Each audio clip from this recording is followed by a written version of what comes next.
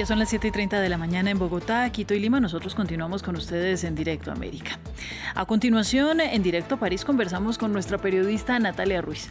Continúa la discusión sobre la reforma de las pensiones y el primer ministro, François Bayrou, está en el centro de la polémica, después de reafirmar que estaba en contra de rebajar la edad legal para jubilarse. Ya lo vemos, pero antes los titulares.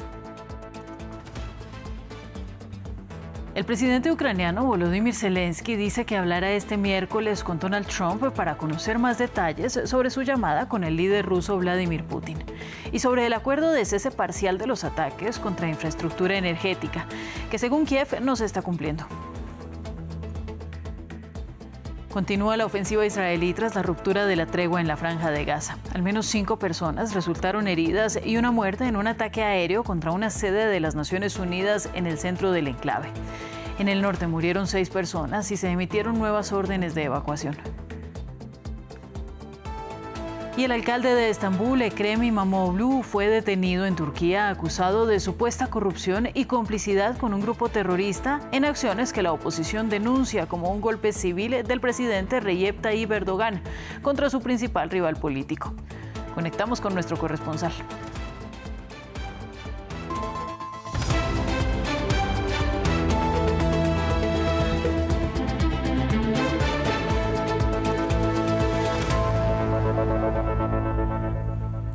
Gracias por estar con nosotros y vamos a comenzar con las noticias de la guerra de Ucrania. Desde Finlandia, el presidente Volodymyr Zelensky anunció que planea hablar con su homólogo estadounidense Donald Trump para conocer más detalles sobre su llamada con el líder ruso Vladimir Putin. Además, el jefe de Kiev afirmó que el acuerdo alcanzado con Putin de detener los ataques a la infraestructura energética era muy contrario a la realidad, tras una serie de lanzamientos de drones rusos que impactaron zonas civiles durante la noche y que dañaron un hospital. El Ministerio de Defensa ruso informó por su parte el miércoles que sus defensas aéreas interceptaron 57 drones ucranianos sobre el mar de Azov y varias regiones rusas. Hubo 150 drones durante la noche, incluyendo ataques contra instalaciones energéticas. Hubo ataques al transporte. Lamentablemente, 2 hospitales fueron alcanzados en infraestructura urbana común.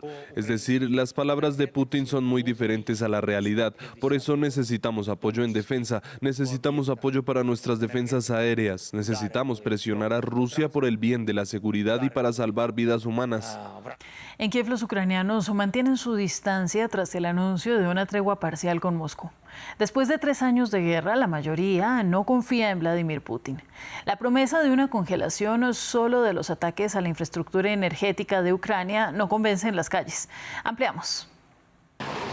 Refugiados en este corredor del metro subterráneo de Kiev se protegen de los drones rusos que sobrevuelan cerca de la capital ucraniana. Los habitantes consultan en sus teléfonos las últimas informaciones sobre la conversación entre Donald Trump y Vladimir Putin. Muchos permanecen escépticos a propósito de una eventual tregua parcial.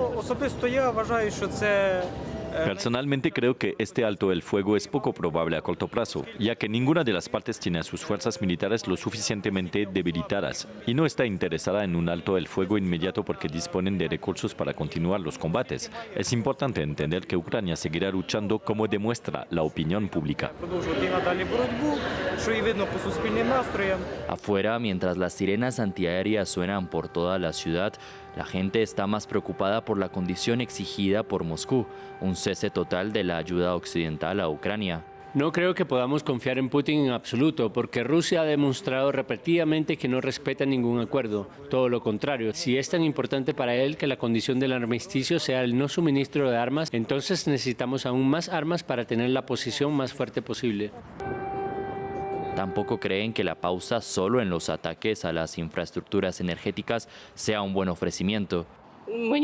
Me gustaría que se suspendieran los ataques a la infraestructura energética, pero Rusia no solo ataca la infraestructura energética, también muchos objetivos civiles. Mientras que nosotros solo atacamos la infraestructura energética, creo que es una forma de quitarle a Ucrania su última ventaja. Un sentimiento de desconfianza compartido por el presidente ucraniano Volodymyr Zelensky. Aunque dijo estar a favor de una tregua, pidió más detalles antes de aceptarla.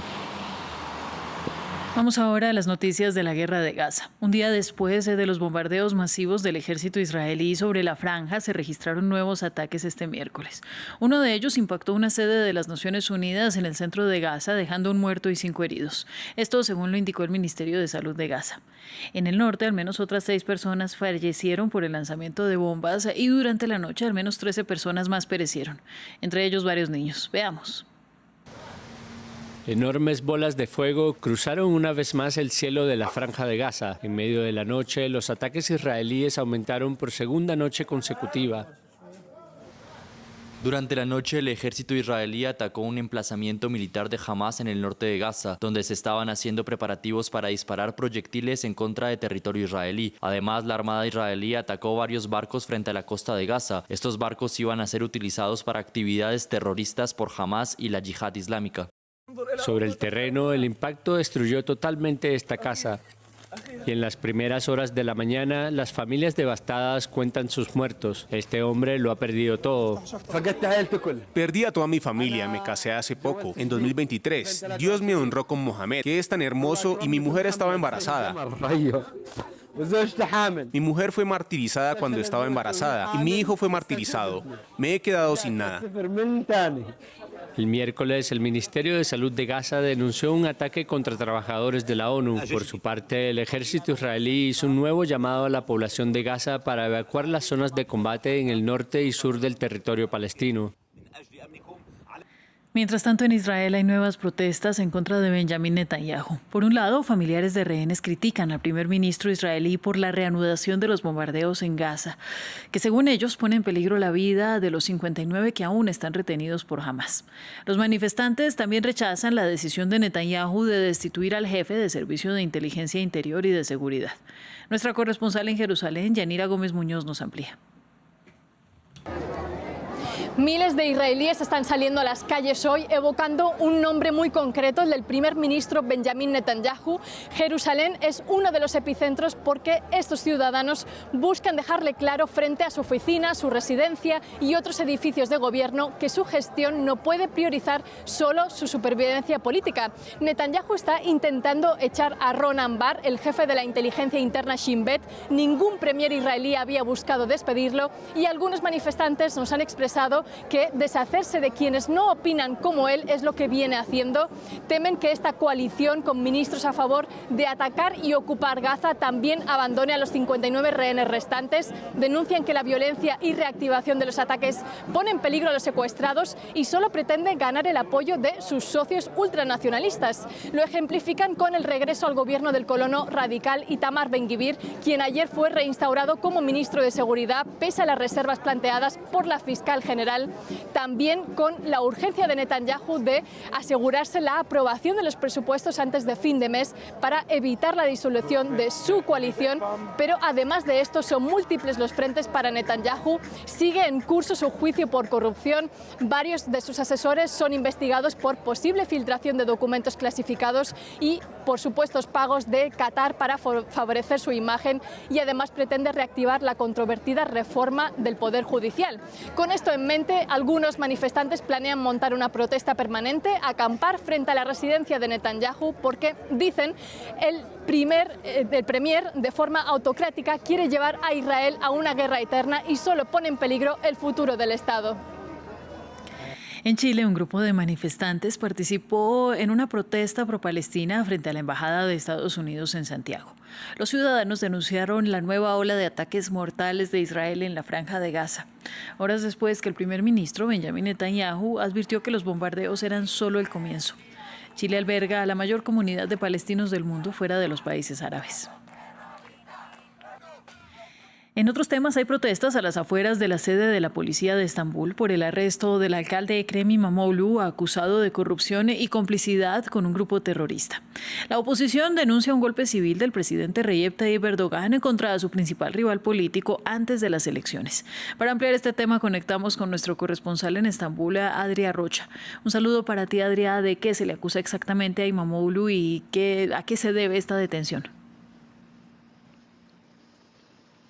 Buenos días. Pues efectivamente, como comentabas, se le acusa exactamente de 2 supuestos crímenes nuevos a los 6 a los que ya se enfrentaban los últimos semanas y meses. Son los dos nuevos aplicados en el día de hoy. Es ser el líder de una supuesta mafia criminal y de tener vínculos con el grupo terrorista, considerado terrorista en Europa, Estados Unidos y Turquía, de la guerrilla kurdo-turca del PKK, en guerra en contra del Estado de Turquía desde la década de los 80. Imamoglu ha sido detenido esta misma madrugada, después de haberse levantado en el mes sagrado en Islam del Ramadán, y ha sido llevado a la Gran Comisaría de Estambul, donde está teniendo lugar ahora mismo una gran manifestación política de varios miles de personas que se espera que se multipliquen en las próximas horas y sobre todo días. Y días sobre todo porque Imamoglu es considerado el gran rival político del presidente turco Recep Tayyip Erdogan, a pesar de que Imamoglu sea tan solo el alcalde de Estambul. Y lo es porque, según han explicado miembros de este partido, del principal partido de la oposición, Imamoglu tenía que ser seleccionado como el candidato presidencial de este principal partido de la oposición para enfrentarse en las próximas elecciones presidenciales en contra del presidente turco. De hecho, según la gran mayoría de los sondeos, Imamoglu podría incluso ganarle al actual presidente turco en caso de que ambos se enfrentasen en unas elecciones presidenciales. Recordemos también que Erdogan lanzó su carrera política en 1994 después de ser el alcalde de Estambul, después de ser encarcelado por haber leído un poema considerado en ese momento como discurso de odio por parte de las autoridades turcas, y fue precisamente esta estancia en la cárcel lo que le catapultó al líder turco a después ser primer ministro turco y después ser presidente. Imamoglu aún no ha sido arrestado, ha sido detenido, no pesa aún contra él una acusación firme, pero sí es posible que se enfrente en los próximos días, semanas y meses a una acusación y varias acusaciones de varios supuestos crímenes que ha cometido el alcalde de Estambul, que le podrían acarrear a más de 20 años de cárcel y, por supuesto, la prohibición de participar en la política turca en el futuro. Bueno, justamente, ¿cuál ha sido la respuesta a las detenciones por parte de la oposición política turca? Porque además mucha gente de su equipo también resultó detenida.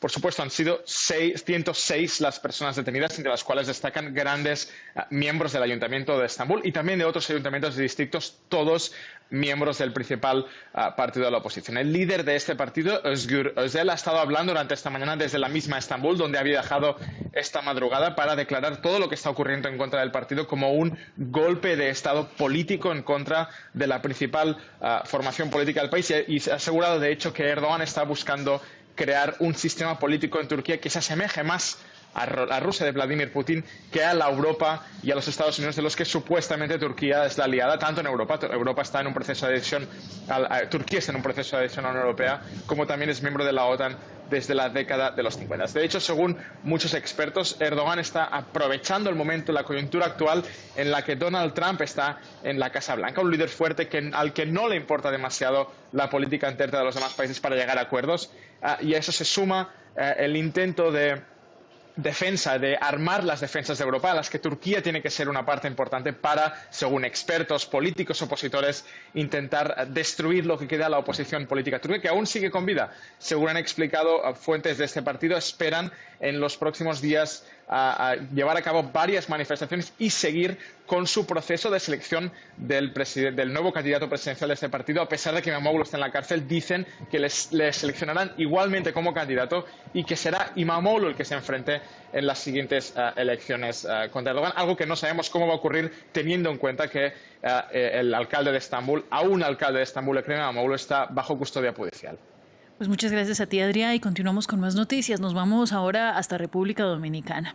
La desaparición de una estudiante india residente en Estados Unidos que se encontraba vacacionando en el balneario de Punta Cana sigue sin resolverse. La investigación policial, que cuenta con apoyo del FBI, tiene como principal hipótesis un accidente en el mar. Sin embargo, también investigan a un joven estadounidense con quien fue vista por última vez en la madrugada del 6 de marzo. Este es el informe de Daci Lanza. Desaparecida en un balneario paradisíaco. Ya son casi 2 semanas sin noticias de Sudiksha Konanki. La estudiante india de 20 años, residente en Estados Unidos, había llegado a Punta Cana, en República Dominicana, el 3 de marzo junto a un grupo de amigas. 3 días después, desapareció. Desde entonces, las autoridades dominicanas han desplegado un amplio operativo de búsqueda por tierra, mar y aire.